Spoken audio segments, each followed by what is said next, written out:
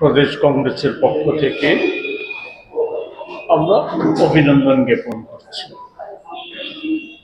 আমার সাথে আজকে উপস্থিত আছেন প্রদেশ কংগ্রেসের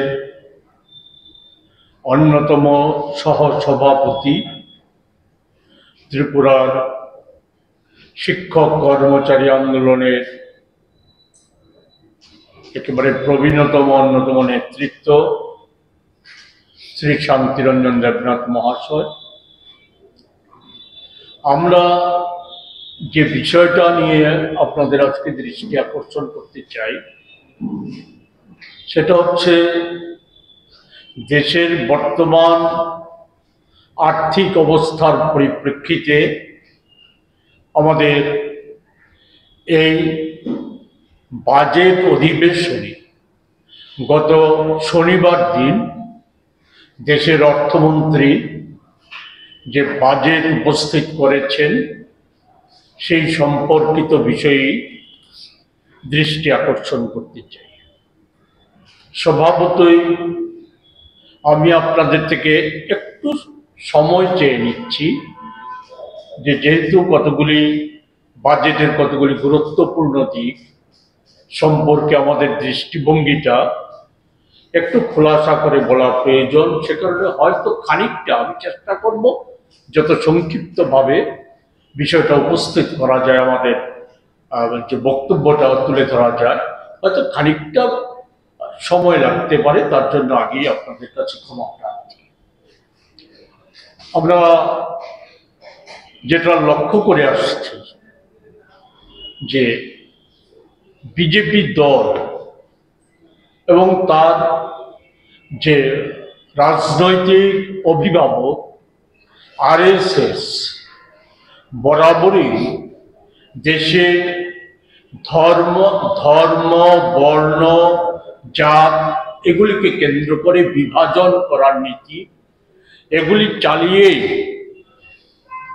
তারা উগ্র সাম্প্রদায়িকতা একদিকে যেমন সৃষ্টি করেছে, অন্যদিকে মিথ্যাচার, প্রতারণা, বিশ্বাসঘাতকতার মধ্য দিয়ে তারা বড় হয়ে উঠেছে। এসব মোদিজির জমানায় একেবারে বহুলভাবে এই বিষয়গুলি বেড়ে গেছে। এরা এমন একটা জায়গায় চলে এসেছে যে আমাদের দেশের সর্বোচ্চ পদে যারা আছে, দেশের রাষ্ট্রপতি, আমাদের স্পিকার, লোকসভা রাজ্যসভার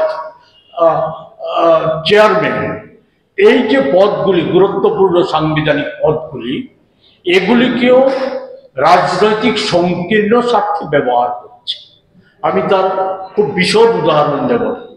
আমি শুধু বলবো যে আমাদের দেশে একজন আদিবাসী মহিলা রাষ্ট্রপতি, ওনাকে দিয়ে এই ধরুন গত প্রজাতন্ত্র দিবসে বা তার আগের বছরে যে জাতির উদ্দেশ্যে যে বক্তব্য ওনার মাধ্যমে প্রচারিত করা হয়েছে, বা এই বাজেট অধিবেশনের শুরুর সময়ে যে বক্তব্য ওনাকে দিয়ে প্রচার করা হয়েছে, ওনার বক্তব্যের সাথে আর একজন আরএসএস বা বিজেপি নেতা যে উগ্র হিন্দুত্ববাদী প্রশ্নে যে বক্তব্য উপস্থিত করে আসছেন দেশে, তার সাথে খুব একটা পার্থক্য খুঁজে পাওয়া যায়নি। মোদিজি সহ কেন্দ্রীয় সরকারের যে মন্ত্রীরা বা বিজেপি দল দেশের অগ্রগতি, দেশের অর্থনীতি ও নানা সমস্যা সম্পর্কে মূল বিষয়গুলিকে আড়াল করে যে মিথ্যা এবং প্রতারণার আশ্রয় নিয়ে চলছে, সেই যে বিষয়গুলিও ওনার বক্তব্যে উঠে এসেছে। যে দেশের মূল সমস্যাগুলি বেকারত্ব, অর্থনৈতিক সংকট, সামাজিক ক্ষেত্রে আমাদের দেশের যে বর্তমান যে অস্থিরতা, আমাদের দ্রব্যমূল্য বৃদ্ধি, আমাদের দেশের মহিলাদের একটা বিপজ্জনক জায়গায় নিয়ে যাওয়া, এই সমস্ত বিষয়গুলি ওনার বক্তব্য উঠে আসেনি। ওনার বক্তব্যে প্রধানত মোদিজি এবং সরকারের জয়গানের বিষয়গুলিকে উঠে এসেছে। এর পরবর্তী সময় আমরা দেখেছি যে প্রাক বাজেট বক্তৃতায় দেশের প্রচলিত অর্থনৈতিক যে সমস্যা, বিশেষত আমি বলতে চাই গত 24 অক্টোবর মাস থেকে জানুয়ারি পর্যন্ত আন্তর্জাতিক অর্থ ভান্ডার, এডিবি, এশিয়ান ডেভেলপমেন্ট ব্যাংক বা বিশ্ব ব্যাংক এবং আমাদের দেশেরও রিজার্ভ ব্যাংক, দেশের প্রকৃত যশা অর্থনীতিবিদরা, বা আমি যদি ধরে নেই যে মোদিজির যিনি মুখ্য অর্থনৈতিক উপদেষ্টা অনন্ত নাগেশ্বর, ওনারা যে অর্থনীতির আমাদের যে বেহাল অবস্থা, দ্রব্যমূল্য বৃদ্ধি, জিডিপি কমে যাওয়া এবং বেকারিত্ব বেড়ে যাওয়া, আমাদের শ্রমিকদের মজুরি কমে যাওয়া, ছাঁটাই, এই সমস্ত দেশের যে দুরবস্থা, এর জন্য প্রধানত তাদের সকলেরই তারা একসরে বলেছিলেন দেশের সরকারের সার্বিক যে দৃষ্টিভঙ্গি, সর্বোপরি কর্পোরেট ঘেঁষা যে নীতি এবং কর্পোরেট দুনিয়ার অতিরিক্ত মুনাফা লাভ, এর ফলশ্রুতিতেই এসব ঘটনাগুলি আমাদের দেশে ক্রমবর্ধমান। আমরা আশা করেছিলাম যে প্রাক বাজেট বক্তৃতায় আমাদের অর্থমন্ত্রী এই বিষয়গুলি পুরোপুরি অস্বীকার করতে পারেন। দেশের আর্থিক সংকটের ক্ষেত্রে উনি অন্তত স্বীকার করেছিলেন যে কাঙ্ক্ষিত যে লক্ষ্য ছিল জিডিপির 60% পৌঁছে যাওয়া, এটা সম্ভব হয়নি। জিডিপি 6%-এর এদিক সেদিক কাছাকাছি হচ্ছে, এটা সম্ভব হয়নি। জিডিপি 6%-এর এদিক সেদিক কাছাকাছি হচ্ছে, এটা কমে এই চলতি বছরে 6.4% দাঁড়াবে বলে আমরা আশাবাদী ছিলাম। আমাদের দেশের প্রথিত যশা অর্থনীতিবিদরাও ওনারও আশাবাদী ছিলেন যে এবারকার বাজেটে অন্তত পক্ষে ওই সমস্যাগুলি নিরসনে বাজেটে কার্যকরী পদক্ষেপ লক্ষ্য করা যাবে। আমরা কি দেখলাম যে শনিবার দিন যে বাজেটটা উপস্থিত করা হলো, সেটাতে আমরা কি পেলাম? কি এই বাজেটে এক কথায় বলা যায় ছত্রে ছত্রে প্রতিটা ক্ষেত্রে শুভঙ্করের ফাঁকি লক্ষ্য করা গেছে। যে বাজেটকে একেবারে বলা যায় খুব সুন্দরভাবে আমাদের দেশের বিরোধী দলের নেতা এই বাজেটকে বলে উপস্থিত করার পর উনি বলেছিলেন যে বুলেটের ক্ষতে ব্যান্ডেজ লাগানোর মতো প্রলিপ্ত হয়েছে বাজেটে, একথা বলেছিলেন। আমরা বাজেটে যদি দেখি যে যেটা নিয়ে বাহাবা পুরানোর চেষ্টা করছে, যে বাজেটে একটা মধ্যবিত্তদের একটা বিরাট ছাড় দেওয়া হয়েছে। কার্যত কি যে 12 লক্ষ টাকা পর্যন্ত বার্ষিক আয়কর মুক্ত করে দেওয়া হয়েছে। এতে উপকৃত হবে কত মানুষ? 1% যে বাজেটে যেভাবে করের বিন্যাস, কর ছাড় দেওয়া সহ করের বিন্যাস করা হয়েছে, এতে সরকারের কোষাগার থেকে 1 লক্ষ কোটি টাকা খরচ, 1 লক্ষ কোটি টাকা খরচ ক্ষতি হবে, এটা নিশ্চিত। কিন্তু এতে উপকৃত হবে কত মানুষ? উপকৃত হবে সর্বসাকুল্যে গোটা দেশের জনসংখ্যার 1% মানুষ। ফলে এই বাজেট নিয়ে সর্বসাধারণের প্রাপ্তি কি? আমরা কৃষি ক্ষেত্র থেকে যদি ধরে শুরু করি, শিক্ষা, স্বাস্থ্য, গ্রাম উন্নয়ন, মহিলা শিশু সুরক্ষা, এইসব সকল ক্ষেত্রে যে বরাদ্দ অর্থ গত বাজেটেও যা ছিল তার চাইতেও কমিয়ে দেওয়া হয়েছে। এখানে বাজেট উপস্থিত করতে গিয়ে অর্থমন্ত্রী উনি বক্তৃতায় বলেছেন এবং তথ্য দেওয়ার চেষ্টা করেছেন যে গত বাজেট থেকে এবারকার বিভিন্ন ক্ষেত্রে, এই ক্ষেত্রগুলি সহ বিভিন্ন ক্ষেত্রে অর্থ বরাদ্দ নাকি বাড়ানো হয়েছে। আপনারা যদি সময় দেন আমি এই ক্ষেত্রগুলিকে আমি চিহ্নিত করে আমি দেখিয়ে দিতে পারি যে বাজেটে যে শুভঙ্করের ফাঁকি কিভাবে করা হয়েছে। গত বাজেটে প্রস্তাবিত যে বাজেটটা ছিল বিভিন্ন ক্ষেত্রে সংশোধিত বাজেট আবার গ্রহণ করে সেই প্রস্তাবিত বাজেট থেকে টাকাটা বিভিন্ন ক্ষেত্রে কমিয়ে আনা হয়েছিল। এটা সবটা যোগ করলে পর 1,00,000 কোটি টাকার বেশি 2024-25 সালের অর্থবর্ষে যে বাজেট, সেই বাজেট থেকে কমিয়ে দেওয়া হয়েছিল এবং সেক্ষেত্রে সেখান থেকে বৃদ্ধি দেখানো হয়েছে।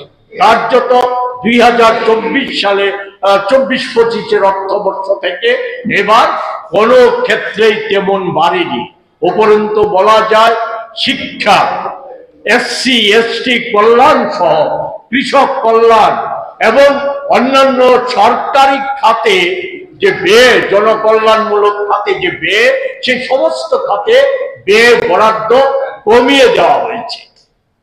এবং এই ক্ষেত্রে যে বিশিষ্ট অর্থনীতিবিদরা এবং আমাদের দল, আমরা মনে করি যেটা চিরাচরিতভাবে মোদিজির সময়কালে যেটা আমরা দেখে আসছি, যে বাজেটটা অনেকটাই যে তাদের নির্বাচনী প্রতিশ্রুতির মতো হয়ে গেছে। নির্বাচনী প্রতিশ্রুতিকে মোদি সাহারা যেমন নিজেরাই বলেন জুমলা, বাজেটটাও অনেকটা এরকম হয়ে গেছে। পার্লামেন্টে অসত্য তথ্য পরিবেশন সহ বাজেটও সেটা একটা দায় থাকছে না, সরকারের কোনো দায় থাকছে না। বাজেটটা পরবর্তী সময়ে বাজেটটা কাটছাট করে দেওয়া হচ্ছে। আমরা তো আমাদের বলা হচ্ছে দেশটা যে অর্থনীতির ক্ষেত্রে নাকি তৃতীয় বৃহত্তম শক্তিশালী দেশ হয়ে উঠছে। 47 সালে মোদিজি বলে আমাদের দেশটাকে অর্থনীতির ক্ষেত্রে সর্বশ্রেষ্ঠ স্থান দখল করবে। এবং কার্যত কি আমাদের অর্থনৈতিক অবস্থা কি? অর্থনৈতিক অবস্থার যদি প্রকৃত চিত্রটা দেখেন, ক্ষুদ্রা করে দিয়েছে।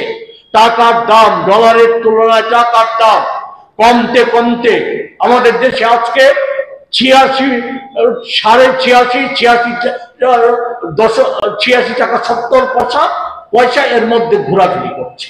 অথচ একটা সময় ছিল আমাদের দেশে স্বাধীনতার পরবর্তী সময় দীর্ঘদিন ডলারের সাথে টাকার দামের একটা যে স্থিতাবস্থা বজায় ছিল, সাযুজ্য ছিল।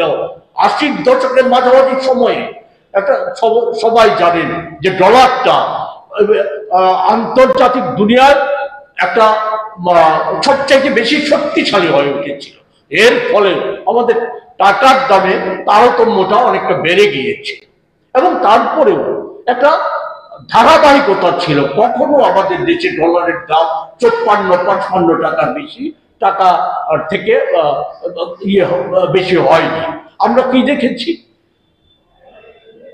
আমাদের ইউপিএ সরকারের সময় 14 সালে ডলারের দাম ছিল 55 টাকা, আর মোদিজির আজকে 10 বছর 5-6 মাসের শাসনকালে সে ডলারের দাম গিয়েছে আজকে যে জায়গায় এসে দাঁড়িয়েছে। কি বলবেন যে মোদি সরকার বা আমাদের দেশের বিজেপি নেতারা? সেই ডলারের দাম কমার তো কোনো লক্ষণ নেই। বলা হচ্ছে কিছুদিন আগে ওই বিজেপি দল থেকে বলা হয়েছিল ডলারের দাম নাকি একটা আন্তর্জাতিক সমস্যা। সেখানে ব্রাজিল সহ কয়েকটা অনুন্নত দেশের কথা উল্লেখ করে বলেছিল তাদের চাইতে নাকি আমরা ডলারের দামের ক্ষেত্রে ভালো জায়গায় আছি। কিন্তু ঘটনা কি তা? ঘটনা তা নয়। আমরা ডলারের দাম আজকে যে উন্নয়নশীল অধিকাংশ দেশের তুলনায় আমাদের দেশে ডলারের দাম অনেক বেশি।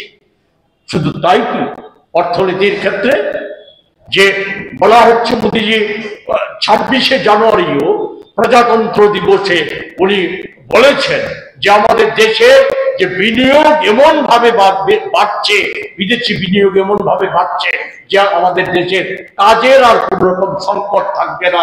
যুব সমাজকে অগ্রাধিকার দিতে হবে, এক দেশ এক ভোট এই বিষয়ে অগ্রাধিকার দিতে হবে। প্রকৃত ঘটনা কি? রিজার্ভ ব্যাংকের তথ্য হচ্ছে আমাদের দেশ থেকে বিদেশি লগ্নিকারীরা গত অক্টোবর থেকে জানুয়ারি পর্যন্ত প্রায় 14 লক্ষ কোটি টাকা সেখান থেকে তুলে নিয়ে গেছে, আমাদের দেশ থেকে তুলে নিয়ে গেছে। এরা বিনিয়োগ করছে চীনে, আমেরিকা, তারা বিনিয়োগ বাড়াচ্ছে, আমাদের দেশে বিনিয়োগ বাড়াচ্ছে। শিল্প, কল কারখানা ইউপিএ সরকারের সময়কালের তুলনায় ইউপিএ সরকার সময়কালে 1 লক্ষ নতুন শিল্প কলকারখানা গড়ে উঠেছিল। মোদিজির বিকশিত ভারত বা মেক ইন ইন্ডিয়া এর ফলশ্রুতিতে আমাদের দেশে শিল্প কলকারখানা বন্ধ হয়ে যাচ্ছে, ছাপ বন্ধ হয়ে যাচ্ছে। এর আগের পার্লামেন্ট অধিবেশনে সরকারের শ্রম দপ্তর থেকে যে তথ্য দিয়েছে সেগুলি কি? সেগুলি হচ্ছে আমাদের দেশের যে কুটির শিল্প, সে কুটির শিল্পগুলিতে বন্ধ হয়ে যাচ্ছে, ক্রমান্বয়ে বন্ধ হয়ে যাচ্ছে। এদের ক্ষেত্রে যে সমস্ত আগে যেভাবে ছিল, যে অবস্থায় ছিল, মোদীজি 8 সালে সে কুটির শিল্পের উপর গুরুত্ব আরোপ করা হয়েছিল। আর 8 সাল থেকে এই সময়ের মধ্যে গুলি কমছে, কর্মসংস্থান কমছে, বেকারিত্ব 6.1% ছিল ওই ইউপিএ সরকারের সময়, 9% ছাড়িয়ে গেছে। এই জায়গায় দাঁড়িয়ে সেখানে বলা হচ্ছে আমাদের দেশের অগ্রগতি হচ্ছে। আমি আর জায়গায় দাঁড়িয়ে আজকে আমাদের মূল্যায়ন করতে হবে যে দেশটা কোথায় গিয়ে দাঁড়াচ্ছে, এ থেকে আমরা কি করে বেরিয়ে আসতে পারি। আমরা তো লক্ষ্য করছি যে আমাদের এই দেশবাসীকে বারবার বিভ্রান্ত করা হচ্ছে। এটা যে এই বাজেটটাও, এই বাজেটের ক্ষেত্রে আপনারা দেখবেন প্রধানত এই বাজেটে দেশের সমস্যাদি সমাধানের প্রশ্নে কোনো নজরই দেওয়া হয়নি। এই বাজেট তো একটা প্রতারণার দলিল ছাড়া আর কিছু নয়।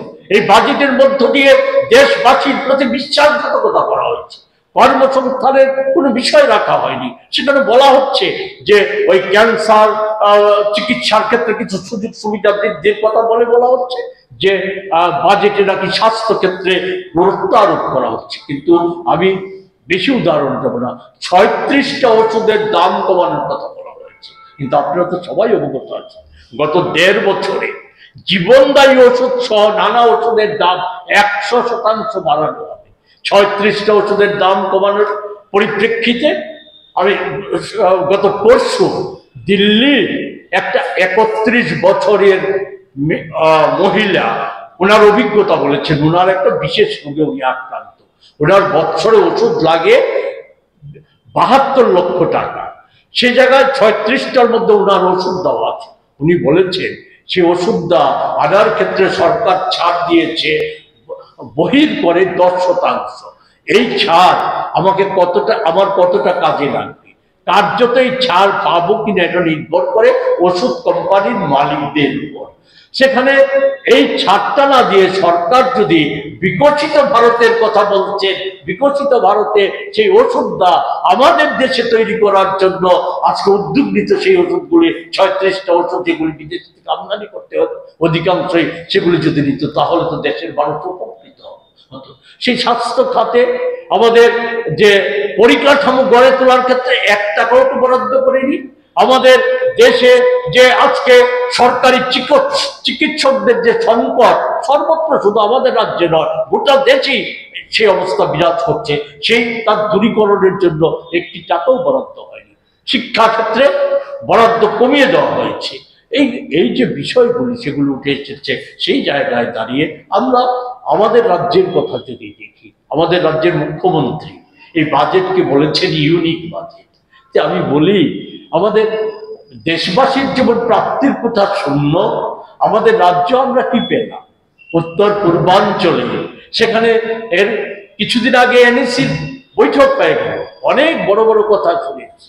আমাদের ডোনার মন্ত্রকে কার্যত বৃদ্ধি পেয়েছে, বাজেটে বরাদ্দ যেটা বাড়ানো হয়েছে 0.25% বরাদ্দ বাড়ানো হয়েছে মাত্র গতবারের চাইতে। সেই জায়গায় আসামে আপনারা দেখেছেন যে একটা বড় কারখানা সহ আসামের 3টা এডিসির ক্ষেত্রে 200 কোটি টাকা বরাদ্দ দিয়েছে। ভালো কথা, আমরা সাধুবাদ জানাই, এটাকে সমর্থন করি। কিন্তু ত্রিপুরার এডিসি কি অপরাধ করেছে? ত্রিপুরা এডিসির জন্য তো 1 টাকাও বরাদ্দ করেনি। শুধু কি তাই, আজ থেকে 2 বছর আগে সম্ভবত আগে আমাদের দেশের অর্থমন্ত্রী রাজ্য সফরে এসেছিলেন। সেখানে উনি বলেছিলেন যে 1300 কোটি টাকা এডিসি এলাকার উন্নয়নের জন্য কিছু দিনের মধ্যে চলে আসবে, উনি ঘোষণা দিয়ে গিয়েছিলেন। 2 বছর হয়ে গেল। এর মাঝে আমাদের রাজ্যের অধ্যাপক ডক্টর মুখ্যমন্ত্রী উনি ঘোষণা দিয়েছিলেন শুধু উপজাতি এলাকার উন্নয়নের জন্য সেখানে নাকি 1500 কোটি টাকা আসবে। আমাদের এডিসিতে এখন যারা পরিচালক বিজেপি সরকারের শরিক সেই বিশুদ্ধ তিপ্রা মাথা দল তারা বলেছিল আর এই রাজ্যের আদিবাসীদের উন্নয়নের প্রশ্নে টাকার অভাব হবে না, কেন্দ্রীয় সরকার দুহাত ভরে টাকা দেবে। এই বাজেটেও ত্রিপুরা এমন ভাবে উপেক্ষিত, একটি টাকাও বরাদ্দ হয়নি। ত্রিপুরার দীর্ঘদিনের দাবি গ্যাস, পর্যাপ্ত গ্যাস আছে, একে ভিত্তি করে শিল্প কল কারখানা করা, বিশেষত আমাদের সার কারখানা করা, এগুলি সম্পর্কে একটি শব্দ শোনা যাচ্ছে না। এই জায়গায় আমরা সবিশেষ যে কথাটা বলবো, এই অবস্থাটা যদি চলতে থাকে আমাদের দেশের কিছু কিছু মহল থেকে বলা হচ্ছে আমরা এই একটা সময় থেকে 250-300 বছর আগে আমাদের দেশেরই সেই সময়কার দেশেরই কিছু বিশ্বাসঘাতক মির্জাফর মীর কাসিমরা ষড়যন্ত্র করে আমাদের দেশটাকে ইস্ট ইন্ডিয়া কোম্পানির হাতে লুট করার জন্য তুলে দিয়েছিল। আজকে যেভাবে বিজেপি বা বিশেষত মোদি এই বাজেটের মধ্য দিয়েও প্রমাণ করেছে যে ওনার আসল সখা হচ্ছে, আসল লক্ষ্য হচ্ছে আমাদের দেশের কর্পোরেট জগৎকে ধনী থেকে আরো ধনী করা, তার জন্য সরকারি ক্ষেত্রগুলি সহ ছাড় দেওয়া সহ করের বিন্যাস সহ সর্বক্ষেত্রে কর্পোরেটদের দূষণ করার নীতি অবলম্বন করা হচ্ছে। মহিলা, শিশু সহ ছাত্র, যুবক সকলকে, কৃষক, শ্রমিক সকলকে উপেক্ষিত করা হয়েছে। সেই জায়গা সেক্ষেত্রে আশঙ্কিত আমরা এই দেশটা আবার অর্থনীতির পরাধীনতার শৃঙ্খলে আবদ্ধ হয়ে না যায়। তার জন্যই আমরা এই যাচ্ছে এখান থেকে দেশবাসীর উদ্দেশ্যে আমাদের জাতীয় কংগ্রেস, আমাদের নেতা রাহুল গান্ধী বিরোধী দলের নেতা দেশবাসীকে ঐক্যবদ্ধ করার চেষ্টা করছে। আমরা এই রাজ্যের সমস্ত অংশের মানুষকে জাত, ধর্ম, বর্ণ নির্বিশেষে সকলকেই বলবো ভেবে দেখার জন্য। এই বাজেট যেমন বিহার নির্বাচন বা দিল্লি নির্বাচনে বিজেপি দল যাতে সুবিধা পায় সেই লক্ষ্যে উপস্থিত করা হয়েছে, দেশের বাজেটও বা বিভিন্ন সময়ও দিল্লি নির্বাচনে বিজেপি দল যাতে সুবিধা পায় সেই লক্ষ্যে উপস্থিত করা হয়েছে। দেশের বাজেটও বা বিভিন্ন সময়ও বিজেপির মূল লক্ষ্য দেশের সমস্যার সমাধান নয়, বেকারিত্বের সমস্যা নয়, কর্মসংস্থানের সুযোগ বৃদ্ধি নয়, তার মূল লক্ষ্য হচ্ছে ক্ষমতা দখল করা, তার জন্য প্রলোভিত করা, প্রলোভন না করলে পর জাত, পাত, ধর্ম, বর্ণ নিয়ে বিভেদের সৃষ্টি করে সংখ্যাগরিষ্ঠ অংশকে যাতে ধর্মীয় উন্মাদনা, তাদের মধ্যে ধর্মীয় উন্মাদনা সৃষ্টি করে। আর যেভাবে আমাদের সাংবিধানিক প্রতিষ্ঠানগুলিতে আজকে মেরুকরণ করা হয়েছে, ধর্মীয় মেরুকরণ করে সেগুলিকে দখলে নেওয়ার চেষ্টা হচ্ছে, নির্বাচন কমিশনকে ব্যবহার করছে, সেগুলিকে ব্যবহার করে নির্বাচন কমিশন ধর্মীয় উন্মাদনা এইগুলিকে ব্যবহার করে ভোটের বৈতরণী পার হওয়াটাই তাদের কাছে মূল লক্ষ্য। তাই তো আমরা দেখছি, আমরা যখন ভেবেছিলাম যে গত লোকসভা নির্বাচনে যে সম্ভাবনা তৈরি হয়েছিল বিজেপিকে ক্ষমতাচ্যুত করার, সেই সম্ভাবনা কাজে লাগানো যায়নি।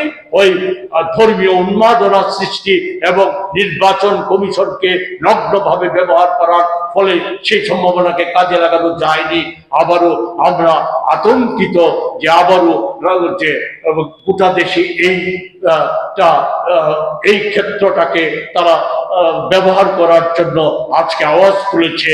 সকল কিছুর মধ্যে এক ধর্ম, এক জাতি, এক নেতা, এক দেশ, এক ভোট, এই লক্ষ্যে আজকে বিজেপি এগোচ্ছে।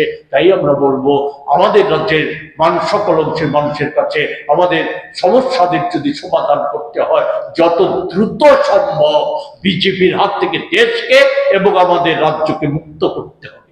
আমাদের রাজ্যে নানা কথা, মোদিজি যেমন অসত্য কথাকে তার অভ্যাসে পরিণত করেছে। আমাদের রাজ্যের যে শিক্ষিত, আমাদের রাজ্যের ডাক্তার মুখ্যমন্ত্রী, উনিও অসত্য তথ্য পরিবেশন করতে কোনো খামতি রাখছেন না। সম্প্রতি তো দেখেছেন, উনি সহ রাজ্যের মন্ত্রীরা, বাক্যবাগীশ মন্ত্রীরা থেকে শুরু করে সকলেই বলে বেড়াচ্ছিল অর্থনীতির, আমাদের রাজ্যের অর্থনীতির এতটাই অগ্রগতি ঘটেছে যে গোটা দেশের মধ্যে আমরা অগ্রণী স্থানে আছি। আমাদের রাজ্যে রাজ্যে মানুষের গড় আয় নাকি বেড়ে গেছে। ওই তো অর্থ কমিশনে এসেছিল, তারা খোলাসা করে দিয়েছে, সেখানে যে বলেছে আমাদের অর্থনৈতিক গড় আয় জাতীয় গড়ের চাইতে অনেক কম। শুধু তাই না, উত্তর পূর্বাঞ্চলের অনেক রাজ্য থেকে কম। ফলে এই ক্ষেত্রগুলি বিবেচনা করে আমরা জাতীয় কংগ্রেসের প্রদেশ কমিটির তরফ থেকে আমরা আপনাদের মাধ্যমে রাজ্যবাসীর কাছে আবেদন করতে চাই, এই যে বন্ধা নীতি, দেশকে সর্বনাশ করে দেওয়ার যে নীতি, রাজ্যটাকে ফুটলা করে দেওয়ার যে নীতি, এই নীতির বিরুদ্ধে ঐক্যবদ্ধ প্রতিরোধ আন্দোলন করে তোলার ক্ষেত্রে আমরা কংগ্রেস, জাতীয় কংগ্রেস দেশব্যাপী এবং আমাদের রাজ্যেও আমরা যে আন্দোলন সূচি জারি করেছি, সেই আন্দোলন সূচিকে শক্তিশালী করার প্রশ্নে প্রধানত আমরা যেই ক্ষেত্রটাতে যোগ দিয়েছি, আমাদের আন্দোলন, আমাদের দেশকে এগিয়ে নিয়ে যেতে গেলে পরে আমাদের যে অর্জিত সংবিধান অর্জিত স্বাধীনতা, সে তাকে রক্ষা করতে হবে। একই ধ্বংস করার চেষ্টা করছে তাদের শাসনকে টিকিয়ে রাখার জন্য, কায়েম রাখার জন্য। তাই এই লড়াইকে একত্রীকরণ করে আমাদের রাজ্য এই বাজেটের বিরুদ্ধে এবং সংবিধান রক্ষার প্রশ্নে যে আন্দোলন, সেই আন্দোলনকে শক্তিশালী করার প্রশ্নে সকলে এগিয়ে আসবেন এবং এই ক্ষেত্রে সংবাদ মাধ্যমের সহযোগিতা আমরা কামনা করি। আমাদের তো এমনিতেই এখন যে কর্মসূচিটা আমাদের রাজ্যে চলছে, সেটা হচ্ছে আমাদের জয় বাপু, জয় ভীম, জয় সংবিধান, একে কেন্দ্র করে এই মানে ধারণাকে যাতে আমরা আরো পুষ্ট করতে পারি, সংবিধান রক্ষার যে লড়াই, সেই লড়াইয়ে ব্যাপক অংশের মানুষকে সামিল করতে পারি, সেই লক্ষ্যে আমাদের যে রাজ্যের যে সমস্ত শাখা সংগঠনগুলি আছে, সেই শাখা সংগঠনগুলির তাদের নিজস্ব দাবি দেওয়ার সাথে সাথে এই দাবিতেও আমরা রাজ্যব্যাপী আন্দোলনের কর্মসূচি গ্রহণ করেছি কনভেনশন থেকে। আগামী 9 তারিখ আমাদের যে দেশের যে অনগ্রসর শ্রেণী আছে, সেই অনগ্রসর শ্রেণীদের যে সংগঠন, সেই সংগঠনের কনভেনশন আছে তেলিয়ামুড়াতে এবং ধর্মনগরে, সে কনভেনশন আছে। তার সাথে সাথে আগামী 16 ফেব্রুয়ারি আমাদের কৃষক এবং শ্রমিকদের যে সংগঠন আছে, সেই অংশের মানুষদের নিয়ে আমাদের কনভেনশন আছে 16 তারিখ তেলিয়ামুড়াতে। ওই দুটো কনভেনশন থেকেও আমরা আন্দোলন সূচি গ্রহণ করব। তার পাশাপাশি এই আন্দোলন সূচি শেষ হয়ে যাওয়ার পর আমরা প্রদেশ কংগ্রেস এবং তার সমস্ত শাখা সংগঠনগুলি তারা নিজ নিজ পেরিফেরির মধ্যে রাজ্যব্যাপী আমাদের আন্দোলন সূচি করে তুলতে হবে। এই আন্দোলন সূচির মধ্যে অবশ্যই থাকবে এই যে জনবিরোধী বাজেট, সেই বাজেটের বিরুদ্ধেও জনমত তৈরি করার বিষয়টাও আমাদের সে আন্দোলন সূচিতে থাকবে। ধন্যবাদ।